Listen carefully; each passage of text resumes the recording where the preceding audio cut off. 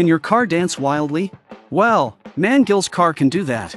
If yours can't, maybe it's time to find out why. A meteor crashed into the river, marking the dazzling entrance of our protagonist, Man-Gil. Under the astonished gaze of an old man, Man-Gil, an alien species, quickly adapts to human life and marries a beautiful woman named So-hee. Watching his behavior towards So-hee, you'd think he was utterly smitten. Today, So-hee is attending a middle school reunion and worries that Man-Gil might have nowhere to go in the evening. She asks him about his plans for the night. To divert the topic, Man-Gil shouts, "AI, activate night mode," leading them to engage in some unspeakable activities during the day. At the reunion, So-hee's friends are impressed by her seemingly perfect marriage. 그런 놈들은 100% 바람둥이의 가능성이 커.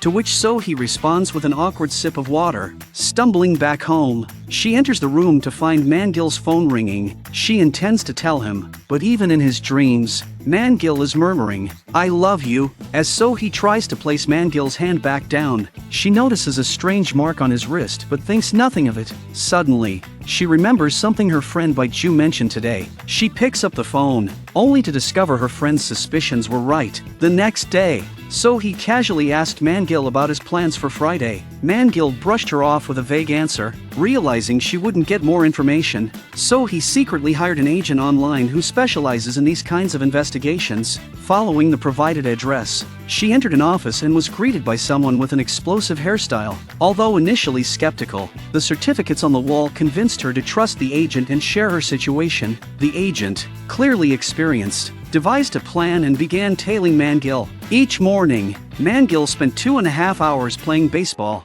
followed by a solo drinking session where he oddly consumed exactly 41 bottles of beer. He then visited a VIP-only club, where attendees received a wrist stamp matching the one So-hee had noticed on his wrist earlier. The agent couldn't enter the club due to its strict VIP policy. After leaving the club, Man-Gil took a girl in her 20s straight to a hotel. Post-hotel, he hit the gym, tirelessly bench pressing and doing hip thrusts for 2.5 hours. As he was about to leave, he encountered an attractive woman whose attention he captured with his impressive arm strength.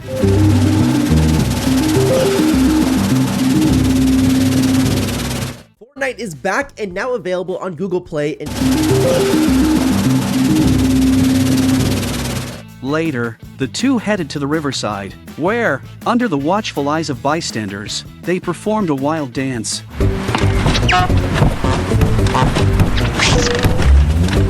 After their wild dance, they stopped at a gas station, where Man-Gil discreetly drank $30,000 worth of gasoline. He then headed to a library, where he had arranged to meet So-hee's middle school friend, Xiao-hee. While playing games together, he slipped a note to the bartender when Xiao-hee wasn't looking, instructing him to call later. The agent marveled at how Man-Gil managed to spend every waking hour flirting with different women. The investigation revealed that Man-Gil had been married multiple times, with So-hee being his fourth wife. His previous 3 wives had all met untimely ends due to various accidents. Fuming with anger when she got home, So-hee decided to take the initiative. However, she was startled when she found Man-Gil sleepwalking. She confided in her best friend from middle school, Sayara, about her husband's infidelity. Sayara, with her vast experience, downplayed it, saying all men are the same and not worth the trouble. Unsatisfied with Sayara's advice, So-hee consulted the agent again the next day. The agent discovered through an alien research book that her husband might not be human but a mutant species. However,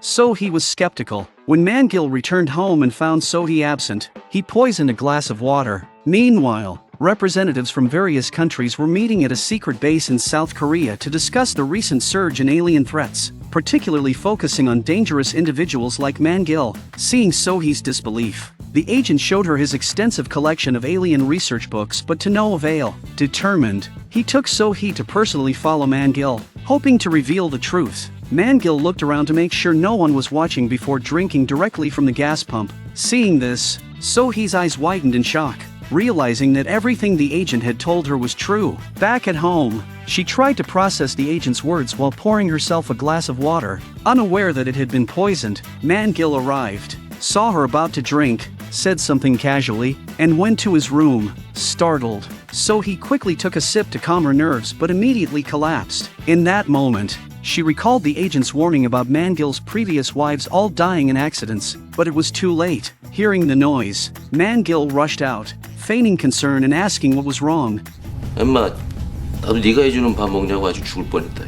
Seeing Sohee unconscious, he called a few henchmen to come and take care of the situation. The doctor soon declared Sohee dead. The insurance company quickly arrived, noting two newly signed policies. CRA, having heard about Mangil's affair with Xiaohee from Sohee, came over in a rage and started pulling their hair, yelling at them. During the commotion, Sohee suddenly sat up and vomited green liquid. Mangil, shocked, watched as she came back to life, feigning intense relief. He shed fake tears, though only he knew their falsity, so he quickly took CRA with her, deciding to consult the agent on how to deal with Mangil. Meanwhile, Mangil sought advice from an elder of his kind, explaining that the poison had no effect on Sohee. The elder opened a box and handed Mangil a piece of chocolate, instructing him to feed it to Sohee while she slept. Not even a deity could save her after that. As he stepped outside, he was startled by several government agents who suddenly appeared, snapping photos like tourists. After work,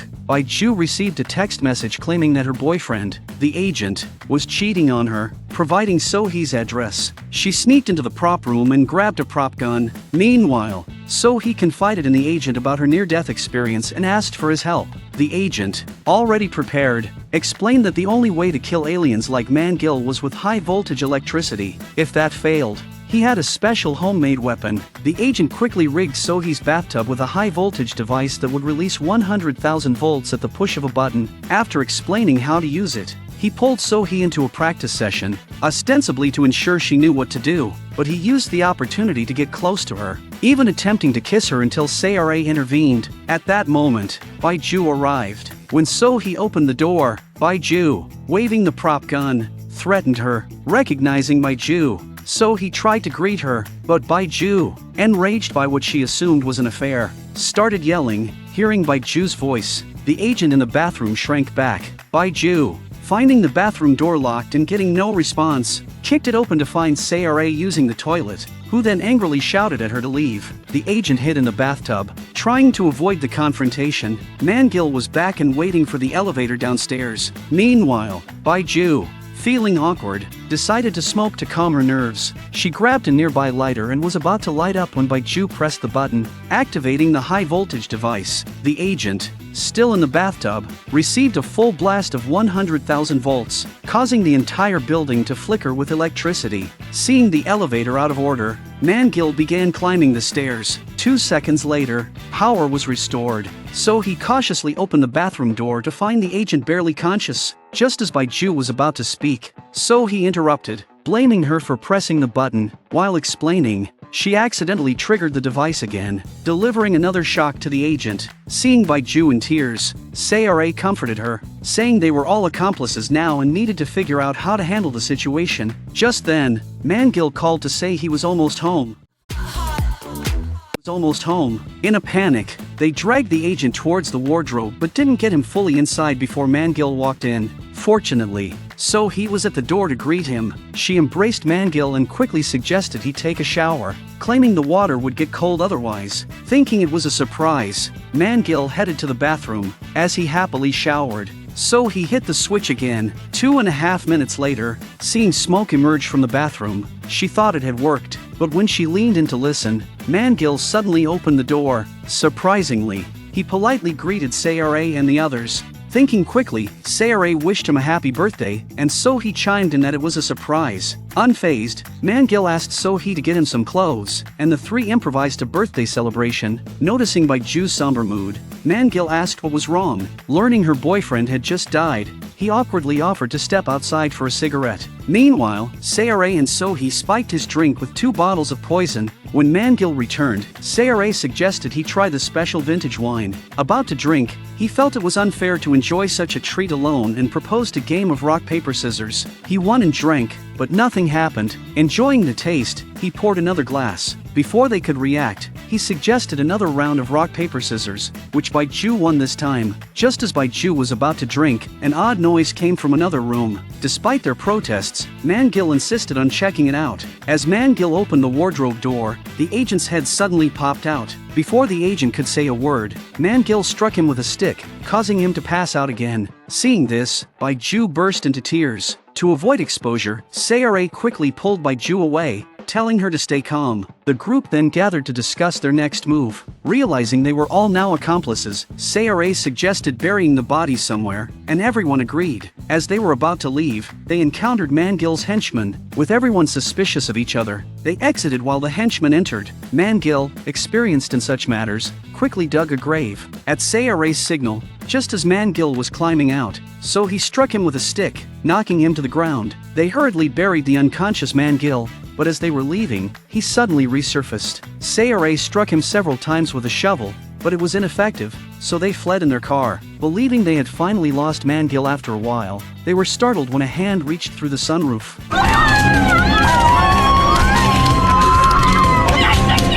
Luckily, they managed to dislodge him using a sharp turn and he fell off a cliff, seemingly eliminating the threat. Returning to Sohee's house, they found the 4 henchmen unconscious. Left with no choice, they decided to bury them as well. On the way to the burial site, they were stopped by the police. The officer smelled alcohol and asked Sayare to take a breathalyzer test.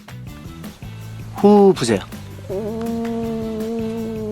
Despite her attempts to deceive the officer, it was clear she had been drinking, leading to everyone being taken to the police station. Sayare believed signing some paperwork would resolve the issue, but the police insisted on verifying the identities of the people in the car, including the 4 henchmen. Panic set in as the trio tried to prevent the officer from discovering the unconscious man. However, the officer managed to get to the car and saw the henchmen awake and waving at him. After a brief questioning, the group thought they were in the clear, but then another officer arrived, reporting that someone with amnesia had been found under a nearby bridge. When the person was brought in, the trio was shocked to see it was the agent, but they pretended not to recognize him. At that moment, Man-gil climbed back up, quickly regenerating his strength by drinking a large amount of gasoline. Sayare, turning around, saw Man-gil and signaled the others. Panicked, the trio quickly hid. Man-gil walked in, intending to make a phone call. He was momentarily startled to see the agent but proceeded to call Sohee. When the phone rang nearby, he followed the sound. Sohee, with no other option, greeted him reluctantly, and they exchanged fake pleasantries. Meanwhile, the elderly man who sold the chocolate to Man-gil was captured by the government.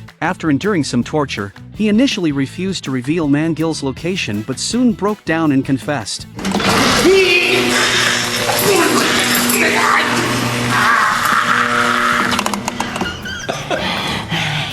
Back at the scene, as the group was about to leave, Man-gil stopped pretending and drove towards a cliff.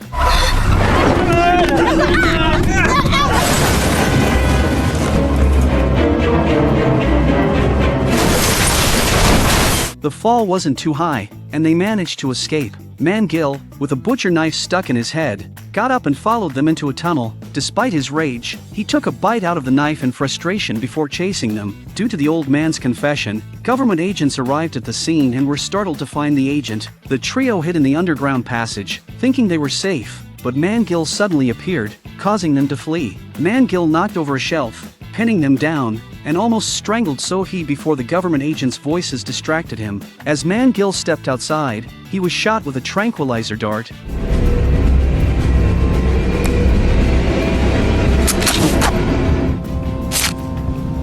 But it had little effect. He quickly overpowered the agents, but they managed to hold him long enough for their leader to deliver a powerful attack.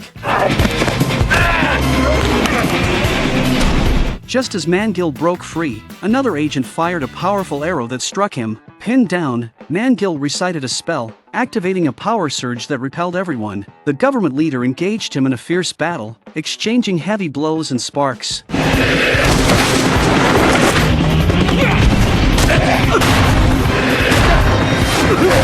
The group found the agent, who retrieved his special weapon from his bag. As the leader struggled, Sohee injected Man-gil with the secret weapon. Man-gil retaliated, knocking her aside, but the injection took effect, and he slowly collapsed, ending his chaotic reign. With Man-gil's demise, the film concludes. Thank you for watching.